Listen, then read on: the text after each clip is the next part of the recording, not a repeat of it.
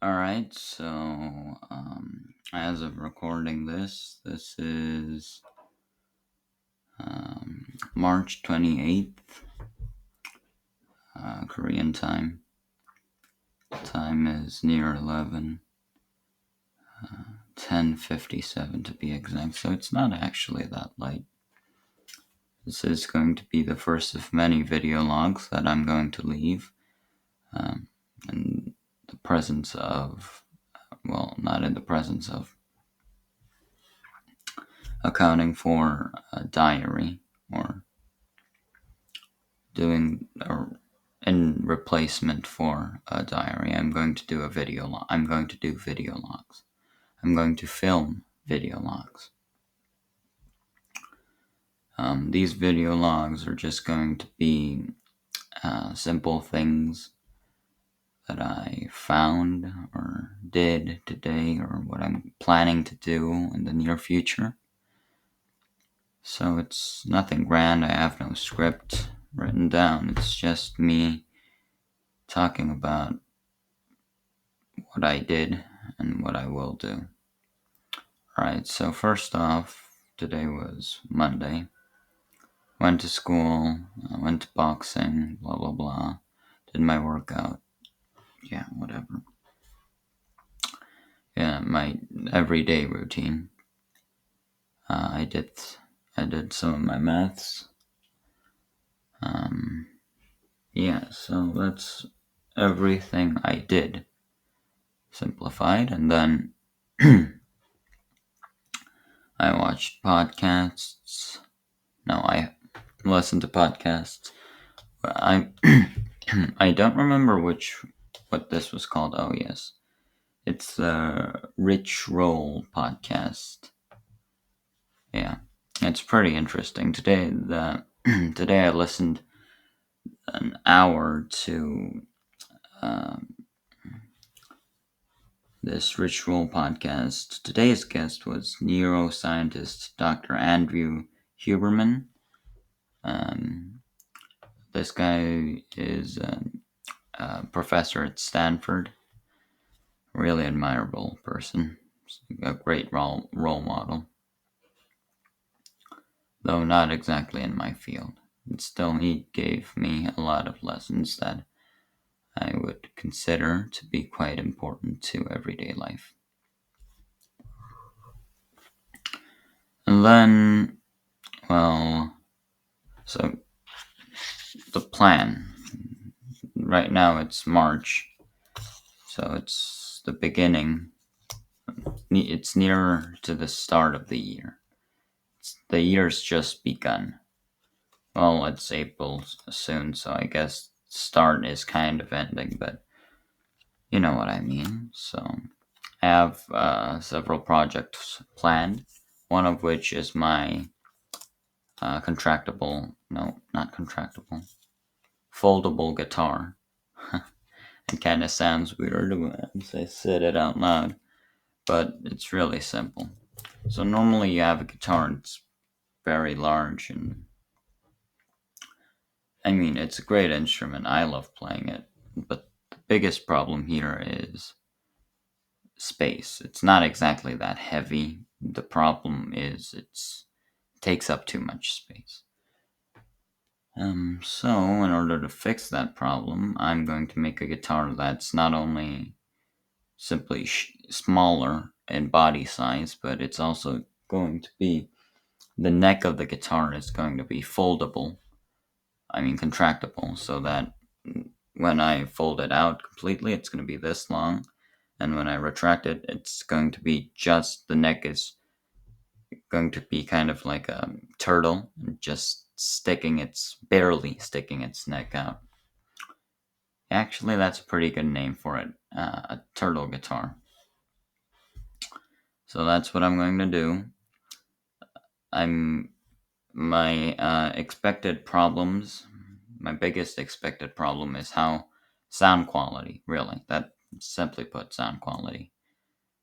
Number two, material, and number three, tied to number two, string tension, which is also tied to number one because it's directly related to sound quality. So that's my second project planned. My first project, of course, is half done, I guess. I mean, movement's done. It's Bingri. Our Hey Child is what I call it.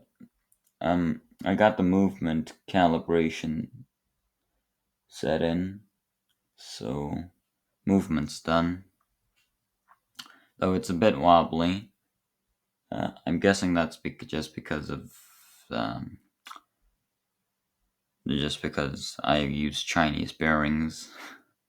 Yeah, and I was a cheap shot when I was shopping in AliExpress.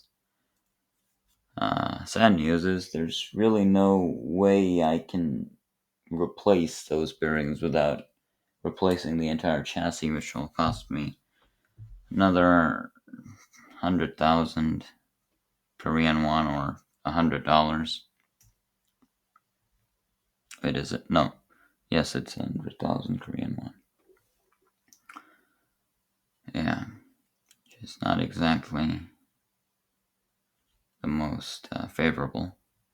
So we're just going to go with what we've got now. Step two, and quite frankly, the hardest step, uh, is attaching the top part. And by the top part, I mean all the shelves, the LiDAR sensors, the image sensors, the arm.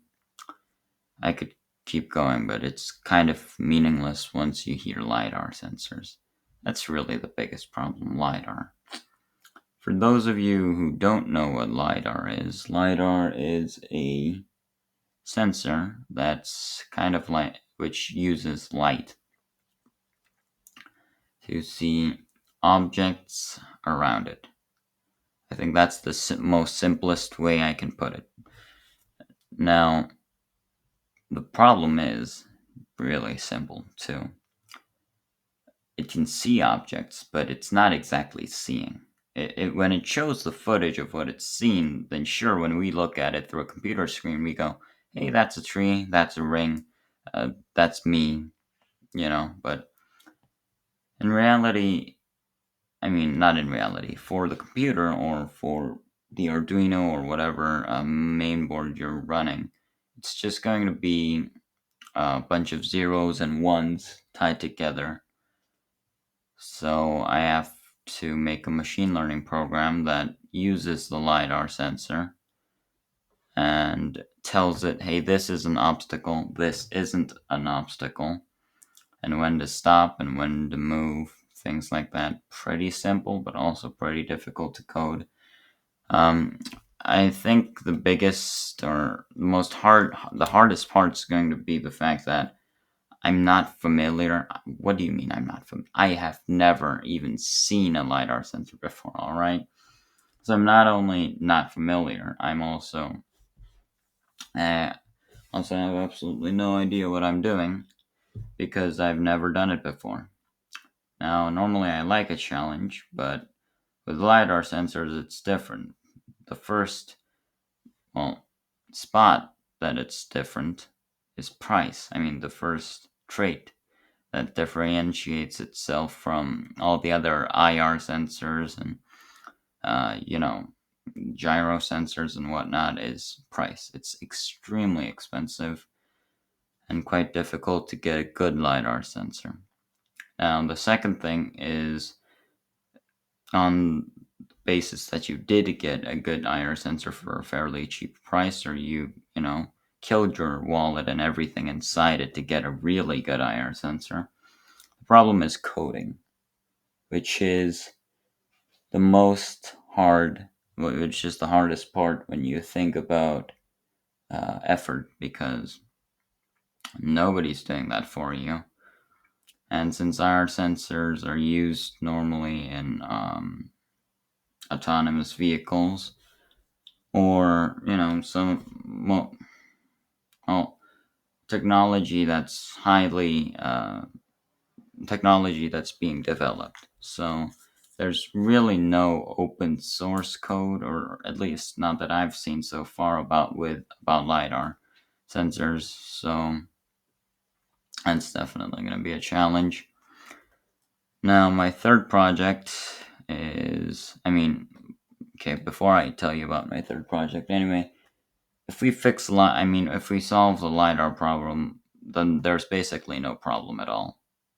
Motor being wonky, once you fix the LiDAR sensor, you can just buy the entire chassis and it'll cost less than the LiDAR itself. Besides, if the LiDAR sensor and the code work in sync perfectly, then I could waste $2,000. That doesn't that I don't mind that kind of price, because a student like me making that kind of not scientific, engineering robot is incredible. So, if I can just do it, then I'm willing to pay whatever price. If I can do it, that is. Alright, moving on to our project number three. This one's actually not a hardware or robot project or engineering project. It's more of a programming project. I'm gonna make a game with Unity. I'm not sure what I'm gonna name it yet, but we'll see how it goes. Right now, it's very, very vague. Alright, there's nothing really set in stone. I just know that it's going to be a first person perspective game, or this is what I want to make it as a first person perspective game that has quick travel, fast player speed, limited map, wall jumping and wall running, and several skills. So it's kind of what I'm imagining it to be is the movement mechanics of Titanfall mixed with the oh yes, and high damage mixed with the combat system of For Honor and League of Legends, while you're fighting in a map, while you're fighting in a deathmatch map in Overwatch or Halo, is the simplest way I can put it. So that's what I'm gonna make. As the same thing with LiDAR, I'm not exactly too familiar with Unity, so I'm learning the basics. I'm getting there, but it's not gonna happen anytime soon. So I'll keep you posted every day. As I mentioned, I'm doing video logs every day from this day hence. So that's gonna be a thing, and every time a project is completed, I'm also going to make a spotlight video. Is that what you'd call it? Yeah, a spotlight video, just showing the project itself in all its glory. So hopefully everything works. If it does work, then, well, I'll be extremely happy, but so far the world doesn't really or physics doesn't really like me as a person or coder or engineer, so yeah, we'll have to see how it goes. And while we're doing that, I'm also doing finals, midterms, and finals. Well, yeah, just doing basic student stuff. Anyway, that's going to it. It's going to be it for today. I'm sleepy, so I'm going to go to sleep. Bye, and I'll see you tomorrow.